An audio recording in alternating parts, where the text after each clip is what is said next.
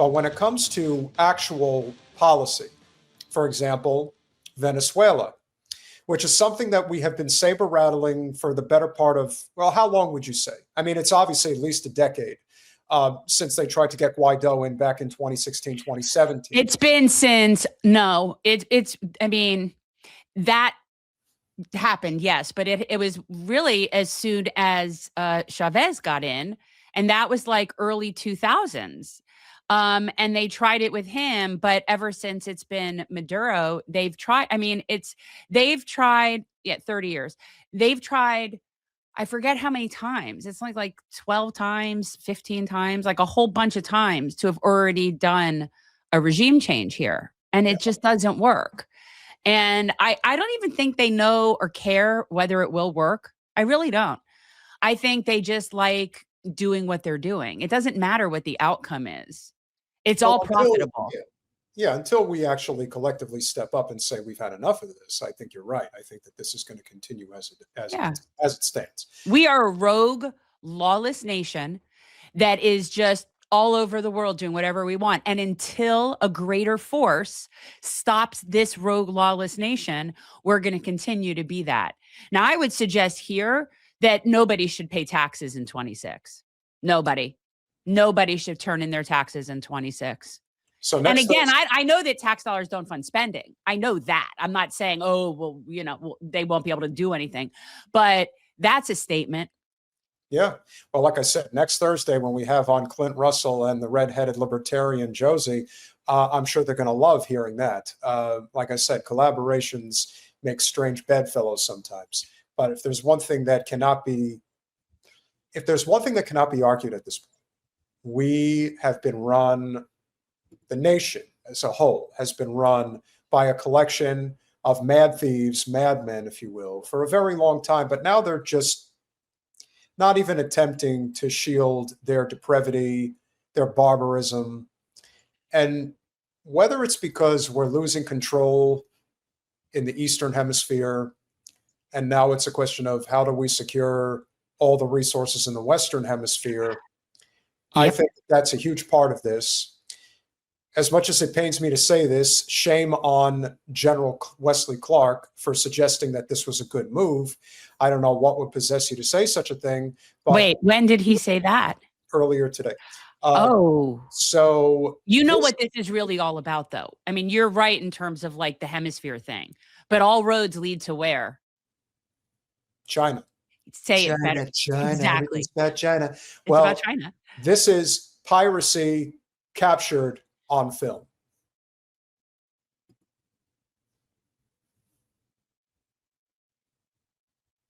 And it almost seems like they're filming themselves.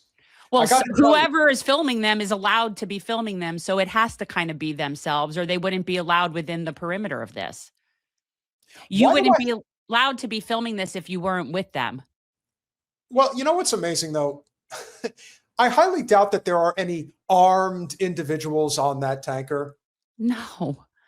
Maybe a few security guards, if that. Yeah. So for people who are listening, we are watching clearly our own military or contractor grade video of our military intercepting and commandeering a Venezuelan oil tanker that was on its way to Cuba. So in other words, it had nothing to do with us or was anywhere in the periphery of us. Pirates of the Caribbean. Yeah. Like this is some crazy stuff. This is very interesting, but this is the kind of stuff where China and Russia are going to start to I think get involved in this. So here is the major turn of events that happened earlier today. There are 2 nuclear subs from Russia that are now approaching Venezuela. So let's see how far they really want to take this. I'm telling you, China and Russia are not, because it's one thing when we're doing stuff that isn't interfering with their trade and their stuff. This interferes with them. Yeah, it does. Well, they're not going to have that. Well, and this is the thing. China is not the China of, this is not communist China of Mao Zedong. No. This is not what you think it is. This is a country that has just as much economic firepower as we do. More. And China has been the leading economy in the world since 2016 in terms of the numbers. I don't know if they go by, it might be GDP, but China has been ahead of us since 2016 economically. I have no doubt. And at the same time, I thought to myself, how many ridiculous, because remember, no one, and I mean no one, is actually opposing the Trump administration and what they are doing with Venezuela right now. The State Department, the nation as a whole, they are fully on board with this. And I heard some ridiculous takes, justifications, if you will. But I would say of the most lunacy-laden commentary, you would have to go with CNN, because why the hell not? Anchor, how could this escalate the conflict with Venezuela? Well, we've had sanctions on Venezuelan oil since the first Trump administration. And Biden kept them. Kept them. Yeah. So to me, this is absolutely normal. I mean, seizing an oil tanker? Yeah. We've been. Yeah. I love it. This is the beauty of the Trump age. These people don't even pretend anymore. This is normal. Even Jake Tapeworm says it's normal to steal a oil tanker. It is now. Totally normal. There's no rule of law anymore whatsoever.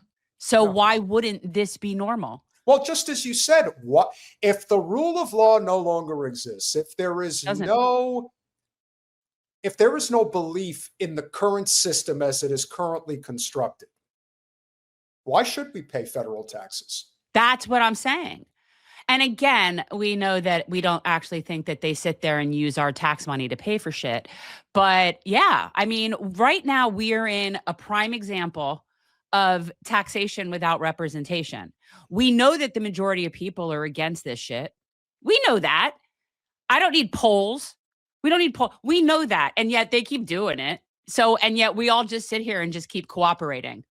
Well, they do it so brazenly. The question is, are we going to get to a point where we say, how many different ways can we be poked in the eye before we say enough is enough? I am hopeful that China is going to save us at some point from ourselves. From ourselves, exactly.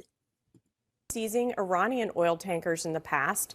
We also, according to the law that I've read, that oil is up for forfeiture. So we could keep that. We've kept Iranian oil in the past. Really? Because they just wanted to give it to us, right? Is that what you're implying? Because that's how they're so flippantly talking about billions upon billions of dollars in resources and thinking, oh yeah, that's ours now. That's and as if the whole world hasn't been watching over decades. Just because we don't hear about these things here doesn't mean that the whole world doesn't hear about it. So Maduro has been wanting to and trying to work with our country for years, making lots of different offers and lots of different accommodations and really just wanting to get along. So that's what I've been watching. It's one thing if you have to create a boogeyman for the purpose of still spending ungodly amounts of money on foreign policy, on defense. I don't understand what the purpose of this is. If Maduro was willing to trade oil with us, why wouldn't we just do that? Why do we feel the need to go in and take over that country? And you know the answer, though, right? Because why pay this much when you only have to pay that much? Why pay anything when you can take it for free? I mean, we're run by psychopathic maniacs. Oh, yeah. We're so far outside of the realm of law and what that would even look like to live in a civil society. That's why when people claim to care about things like civility and decorum, it's laughable to me. Yeah. We're so far past that at this point. So far past that. And on top of everything else, if you just, you've said that when you think about the people that are running this country, when you just look at the clip we did the other day regarding Thomas Massie and Kash Patel, the idea that Kash Patel is running the Federal Bureau of Investigation. This is not a game, but they treat it like it is. I don't think he's really running anything. Let's be real. He's not running anything. And it's almost like, you know what? It's like they turned the keys over to Palantir, and now Palantir just runs everything. Well, Kash Patel's certainly not doing anything. So, but if you see spaced out, drugged out Alex Karp lately, it wouldn't surprise you at all. That guy's. Well, I think Kash Patel always looks like he's like strung out too. Oh yeah. Well, again, like you said, there's a lot of clandestine blackmail, all different types of nonsense that's been going on.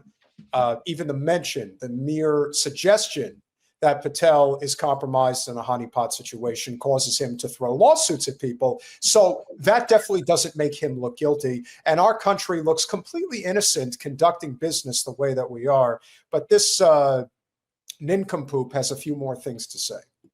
So I actually think that this is less controversial in terms of law and sanctions and what has been, That's because we don't have any laws. So let her talk for a bit. Let's just let it or not disputed. Like, I think this is actually a pretty, check the box case. Now, what will this mean in terms of escalation? What is he going to do? What is Maduro going to do? Is he going to step aside because we're sanctioning this oil? I mean, we pick up this oil tanker. It's one oil tanker. Probably not. And it's unlikely. So essentially, the strategy that they're speaking of is that our country has taken Venezuela's oil tanker in an effort to persuade or force or bully Maduro to step aside and let the opposition take over, as if that's going to do it. It's amazing. I see, which is what brings me back to, I don't think they care if they get anywhere or they achieve any of their strategic goals, because in reality, we have not achieved a single, I think, military goal, strategic goal since World War II. I don't think we have. To me, it just looks like one disaster after another, and we never win. No, we just make things worse and people make a lot of money. No, I would say that we accomplished, if you want to even call it that, what was set out to be done during Desert Storm, which was to get Saddam Hussein out of Kuwait. But again, you're talking the Iraqi military versus the U.S. military. Let's see how tough we really are when we go up against a military that actually is comparable to our own. And if you put Russia and China together, then you've really got a problem. You have a problem with either one of them. Either one of those militaries is better prepared than ours.